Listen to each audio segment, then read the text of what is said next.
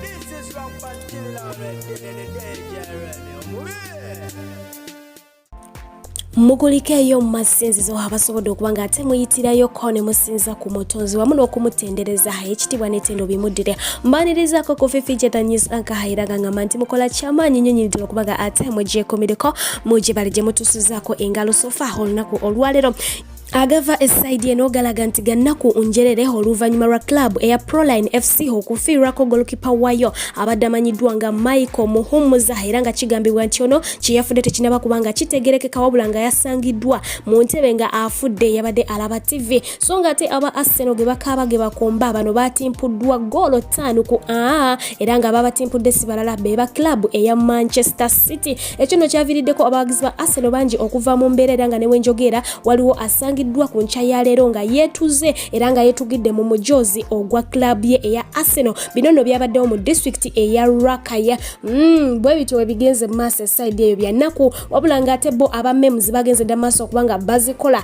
ne bagenda maaso okubanga bategeeza nti mwe wobanga oli eyo ng'owagira Arsenal ng'olowooza nti oli bubi nnyo jjukira nti waliwo famire y'omukulu amanyiddwa nga Bebe Cool tiimu famire yonna ewagira Arsenal kati olowooza yo eri ku ki okulaba nga Arsenal ekubwa wabula nga yagenze maaso okubanga ate replyinga kamemu kano n'agamba nti mujja kwogera kyonna kyonna kye mwagala oba mujja kugamba kyonna kyonna kye mwagala okugamba naye kye mulina okumanya nti Allah abalengera mwenna so nga ate yo omukulu amanyiddwa nga Ticha Mpamire ebintu bino yabitaddemu amaziga ng'alaba obudde n'ebiseera byamaze nga awagira Arsenal bimufattoge.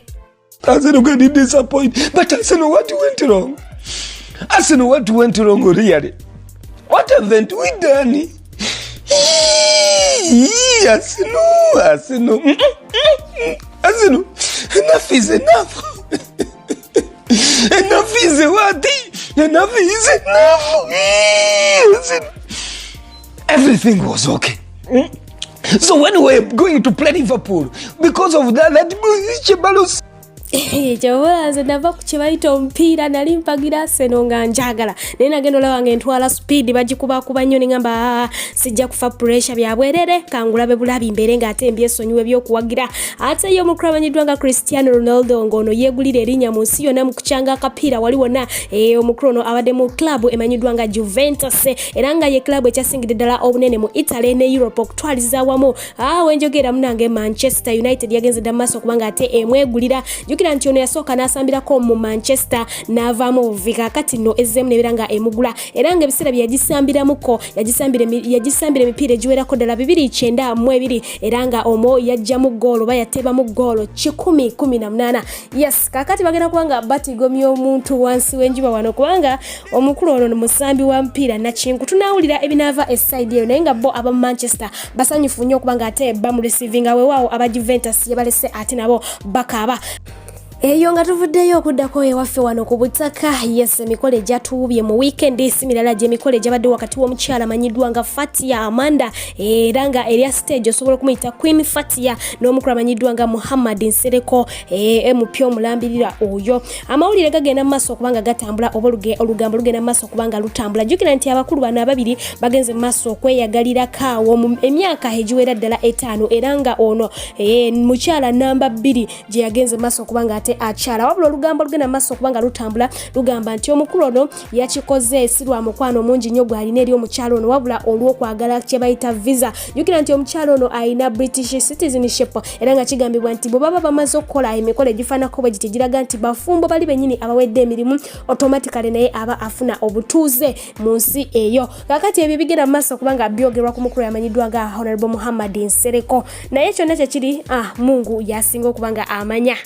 Okudde no ku mukyala amanyiddwa nga Spice Diana yavuddeyo nagenda maaso okubanga ate ayanukula omukyala amanyiddwa nga Naira Ali okuzzaako emabega katono ddala okusobola okujjukiza omukyala amanyiddwa nga Naira Ali yavaayo nagenda maaso okubanga ate akola caption empanvu ng'ategeeza nga bwagenda okubanga ayanika abayimbi abo abasasula aba DJ ba TV presenters radio presenters bonna yes n'abagundi n'aba YouTube channel byonna twatugende ne babeera nga ate bakuba music waabwe asobola okubanga akola ki atunda munda ate bo owaabwe ne babeera nga bamuleka mabbali nga tebamuzannya bw'atyo n'ategeeza nti ajja kuba asanguza ekintu ekyavirako omukulu amanyiddwa nga Edward Sendi okuvaayo n'agamba nti takyalina music talina kyatugamba wabula anoonya relevance. Kakati omukyala amanyiddwa nga Spice Diana ku nsonga eno yavuddeyo n'agenda maaso kubanga ate ategeeza nti music tuteekamu kye bayita ensimbi. Kakati obanga osobola okukwata ssente empitirivu ddala n'oziteeka mu kukola oluyimba, kiki kyennyini ekibeera kikulobera okukwata ssente zo ate oziteeke mu luyimba okulupromotinga? Yes, n'agamba tuteekamu era twongera okuteekamu. N'agamba emyaka Naira Ali gy'amaze mu music industry yandibadde akitegeera nti music atambulira ku ssente. Oba oyagala DJ akuba oluyimba lwo omuseesaamu, wali n'abeera nga ate naye aseesaamu. Ekintu ekyatuuka kitambulira ku nsimbi, n'amugamba ave mu buloddo akwate ssente abeere nga ate ateeka music. Teekamu ate naawe obeere ng'okola ki, osobola okufunamu. Embeera bw'ekyo bwe yatambudde esaidi eyo ye bwe yamutegeezezza. Bwe oyagala ofunamu olina okuba nga ate oteekamu. Okudda ku mukulu amanyiddwa nga Rocky Giant naye bw'atyo ojjukira nti omukulu ono bagenda maaso okuba nga ate bamutwala mu rehabilitation oluvannyuma lw'okuba nti ebiyagayaga byagenda maaso okuba nga bikosa obulamu bwe. Kakati ono amazeyo ebbanga eriwerako ddala lya myezi 6 wali eri ku City of Hope Rehabilitation. Omukulu ono naye yavuddeyo n'ategeeza nti kati embeera ye yateredde era nga avumirira ekyokozesa ebiragalalagala. Agamba nti kati ali fine, ali very very well, naye obuzibu bwe buli bamubanja essente empitirivu okukamala miliyoni za Uganda 20. Agamba nti taziina talina wakutandikira kwe kuvaayo. Bw'atyo n'agenda maaso okubanga ate ategeeza bekikwatako mwenna abawagizi be ab'emikwano ab'oluganda n'abako mwenna mubeere nga mukwatirako asobole okuba nga avaayo kubanga ye abakakasizza nti ali mu state nungi yawonye. Naye agamba nti aba rehab baganye okuba nga bamuta olw'ensonga nti bamubanja. Bajja kumala kusasula ssente ezo ziggweyo nabo bagende mu maaso okuba nga ate bakola ki, bamuta. Embeera eyo ebeerawo nnyo mu malwaliro. Tulabye n'emirambo nga bagezaako okugigaanira nga bagamba nti bagibanja. Katumusabire omukulu oyo ensimbi zirabike abeere nga ateebwa ate abeere nga n'ebiragalalagala tabiddira. Ono ye Sheikh Juma Katwanga, omulombi w'edduwa, omukugu mu kuvumula endwadde zino wammanga omuli amajinni, amalogo, ebisiraani, olina lutwe, business tetambula, onoonya mulimu, mwami oba mukyala, amakaago gayuuga n'ebirala bingi ebigwa mu ttuluba eryo. Amwetaaze musange Kitebi okulirana ne Shell oba mukubire ku nnamba y'essimu 07535575744 07535575744 ye Sheikh Juma Katwanga Kitebi.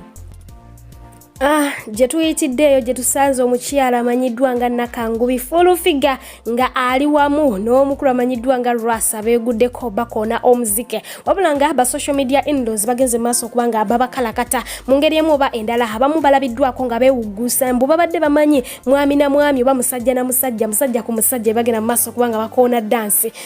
So nga ate abala bagambye nti Rasa alinga ayambadde empale ya Angel, abala bagambye nti alinga ayambadde pampa. Boogedde ebigambo bingi binjawo naye nga bo omuziki bagenze maaso okuba nga ate bagwesala bwe batyo eruyi eyo. Yo omukulu amanyiddwa nga Tamale Mirundi yavuddeyo ku nsonga y'akatambi akagambibwa okuba aka Rasa n'agamba nti ye akatambi ako ka Rasa naye Rasa yatuswazizza nnyo ffe nga ffe abasajja. N'agamba nti ekisookera ddala okkiriza otya omukyala okukwata obwerere bwo. Kyakubiri ku kyo lwaki Rasa talekera okubanga aswaza abakazi kubanga n'ebino byennyini bagenda maaso okubanga akola ate biswaza mukyala we ali ewaka ewuwe. Bw'atyo n'agamba nti Rasa asaana kusibwa agende mukomera awo avundireyo.